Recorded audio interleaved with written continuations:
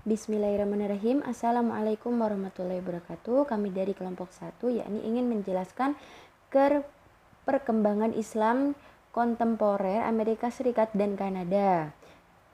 Kami beranggota 5 orang yakni Zakiyah Faizatur Robi'ah dengan NIM 21122173, Laila Nurul Aziza dengan NIM 21122177, Septiani Ayu Piningsi 21122179, Yula Cika Zalsabila 2112218187, Putri Elis 211221188. Item kajian yang pertama, perkembangan jumlah muslim di negara tersebut. Kedua, model dakwah yang berkembang. Ketiga, isu-isu dakwah yang berkembang dan menjadi perhatian. Perkembangan jumlah muslim di negara Amerika Serikat. Sejarah Islam di Amerika Serikat bermula sekitar zaman ke-16 di mana Estevanico dari Azamor, yaitu muslim pertama yang tercatat dalam sejarah Amerika Utara. Walau begitu, kebanyakan para peneliti di dalam mempelajari kedatangan muslim di AS lebih memfokuskan pada kedatangan para imigran yang datang dari Timur Tengah pada penghabisan zaman ke-19. Migrasi muslim AS ini berjalan dengan periode yang berlainan yang sering dikata gelombang. Sekalipun para pandai tidak selalu sepakat dengan apa yang mengakibatkan gelombang ini, populasi muslim di AS telah meningkatkan dalam 100 tahun terakhir, di mana sebagian akbar pertumbuhan ini ditolak oleh mempunyai imigran. Pada 2005, jumlah orang dan negara-negara Islam menjadi masyarakat AS hampir 96.000 setiap tahun dibanding 2 dekade sebelumnya. Perkembangan jumlah muslim di negara Kanada. Tidak diketahui kapan muslim pertama kali datang dan menetap di negara di Amerika Utara. Hasan Munir dalam artikel yang diterbitkan di laman About Islam dilansir Senin 5/10 menyebutkan muslim telah menjadikan Kanada sebagai rumah mereka sejak 1851. Lebih dari 1 dekade sebelum negara itu sendiri didirikan. Hasan Munir adalah seorang mahasiswa dan peneliti independen dari sejarah Islam yang tinggal di Toronto, Kanada. Hasan adalah pendiri proyek e-history, tempat dia kerap menulis blog. Namun demikian, beberapa sejarawan berspekulasi hubungan Muslim Mandingo, yaitu Afrika Barat, dengan masyarakat pribumi Amerika mungkin terjadi bahkan sebelum kedatangan Christopher Columbus pada 1492. Merujuk pada Dudley Hamdani dalam artikel berjudul Muslim in the Canadian Mosaic dalam Institute of Islam-Military Affairs Journal 5 No. 1 1984. Beberapa menyebutkan kedatangan Islam di Kanada melangkah lebih jauh sebelumnya.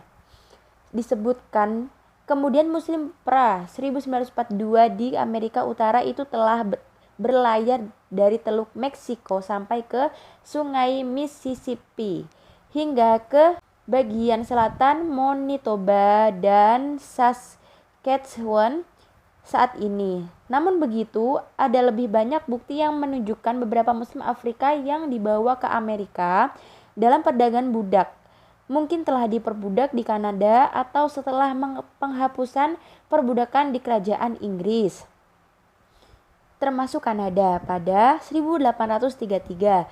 Mereka mencoba mendapatkan kebebasan dengan melarikan diri ke Kanada menggunakan kereta api bawah tanah yang terkenal. Meskipun memang ada perbudakan di Kanada, belum mendapatkan banyak perhatian ilmiah sehingga tidak terlalu banyak yang bisa dipetik dari sana sehubungan dengan Muslim Afrika yang mencari kebebasan atau melalui Kanada. Mahommah Bakuakua dapat dikutip sebagai sebuah contoh. Lahir dari keluarga Muslim yang taat di Afrika Barat, Mahommah, yaitu Muhammad, diperbudak saat masih muda di Brasil. Populasi Muslim di Kanada setiap beberapa tahun. Pada tahun 1854, populasi Muslim mencapai 3 angka, namun belum memiliki peningkatan. Pada tahun 1871, populasi Muslim mencapai angka ke-13. Persentase peningkatannya lebih dari 333,3%. Pada tahun 1901, populasi Muslim mencapai angka 47 dengan presentasi lebih dari 261,5%. Pada tahun 1921, populasi Muslim mencapai 478 dengan presentase 197,0%.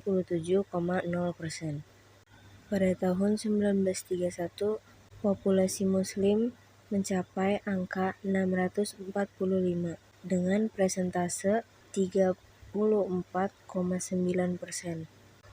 Pada tahun 1971, populasi Muslim mencapai 33.430 dengan presentase lebih dari 5.082,9%. Pada tahun 1981, populasi Muslim mencapai 98.165 dengan presentase lebih dari 193,6%. Pada tahun 1991, populasi Muslim mencapai 253.265 dengan presentase lebih dari 158,0%. Pada tahun 2001, populasi Muslim mencapai angka 579.640 dengan presentase lebih dari 28,9%. Pada tahun 2011, populasi Muslim mencapai 1.053.945 dengan presentase lebih dari 81,8%. Dan pada tahun terakhir, 2013, populasi Muslim mencapai 1.153.677 dengan presentase lebih dari 9,5%.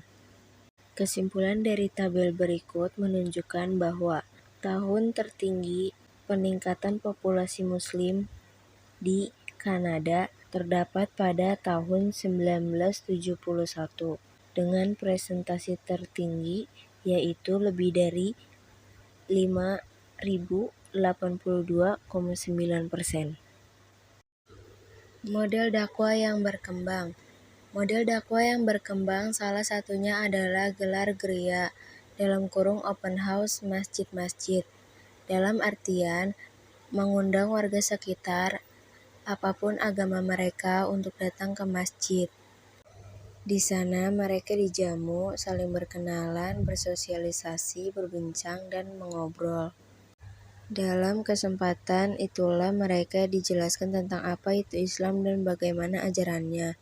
Pasalnya, sering didapati kebanyakan orang Amerika mempersepsikan Islam hanya melalui pemberitaan di media-media, tanpa pernah langsung bertemu Muslim. Faktanya, orang-orang penasaran sehingga mungkin banyak dari mereka yang datang ke masjid secara sukarela tanpa paksaan. Isu-isu dakwah yang berkembang dan menjadi perhatian. Serangan 11 September 2001 ke gedung WTC dan Pentagon adalah bencana bagi Amerika dan umat Muslim sedunia. Pasca serangan, berbagai tudingan dilontarkan kepada Islam dan umatnya. Banyak serangan-serangan yang terjadi terhadap Muslim Amerika setelah kejadian itu, walaupun itu terbatas pada kelompok minoritas kecil. Menurut survei yang dilakukan pada 2007, 53% Muslim Amerika menganggap bahwa menjadi lebih sulit menjadi orang Muslim di Amerika Serikat setelah serangan itu.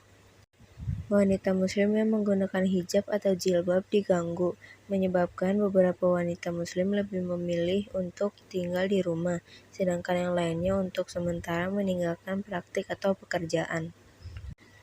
Beberapa muslim juga telah dikritik karena menjadikan kepercayaan mereka sebagai alasan untuk menolak sistem yang ada di Amerika. Sopir-sopir taksi muslim di Minneapolis, Minnesota misalnya, dikritik karena menolak penumpang yang membawa minuman keras atau anjing, termasuk penumpang cacat yang dipadu oleh anjing. Otoritas Bandara Internasional Saint Paulus Minneapolis sudah mengancam akan menarik kembali izin operasi taksi bagi mereka yang membeda-bedakan penumpang seperti ini. Institusi Amerika Serikat telah pula dikritik karena mengakomodasi Muslim atas pembayaran pajak. Demikian materi yang telah kami bawakan, kurang lebihnya mohon maaf. Wassalamualaikum warahmatullahi wabarakatuh.